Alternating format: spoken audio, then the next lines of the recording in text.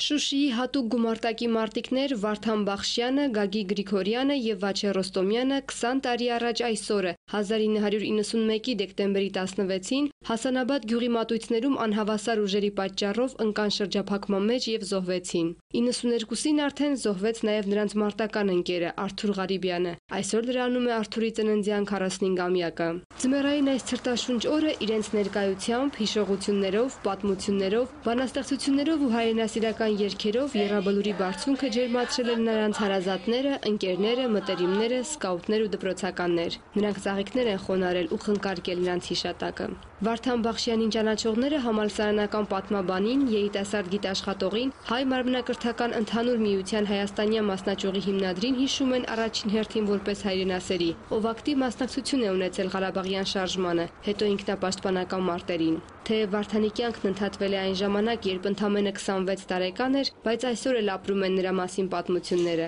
Այդ պատմությունները լսելու հնարավորություն ունի նաև սկաուտների նոր սերունդը, Հայաստանի ազգային սկաուտական կազմակերպության գրասենյակի նորաբաց սրահում, որն այսօրվանից կրում է Վարդան Բախշյանի անունը։ 1990-ին ես առիթ ունեցամ, որ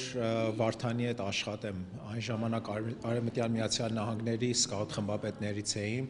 մի քանի խմբապետներով գործուղվեցինք Հայաստան։ Առաջի վայրկյանից շատ տպավորվեցին Վարդանից։ Նա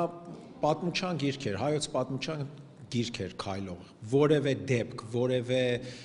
բան, եթե ուզում էիր դու հայրենիքից, հայոց պատմությունից, նա վայրկյանական քեզ կարող էր ամեն թվերով, ամեն ինչով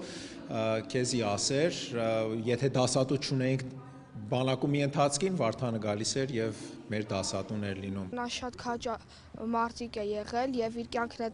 նվիրել իր երկրի համար եւ նա ամեն ինչի պատրաստ էր հանուն իր հայրենիքի անկախության։ Հետաքրքիր երիտասարդական առօրյա դեպի մեր ապագան հայրենիքում ապրելու, հայրենիքում արարելու եւ հայրենիքին նվիրվելու մեծ դաս է Վարդանի կյանքը։ Մենք մեր հերոսներին պետք է երկրպագենք, պետք է խոնարհվենք եւ մեր երիտասարդները պետք է իրենց կյանքի ուղեցույց ունենան այս երիտասարդների կյանքը։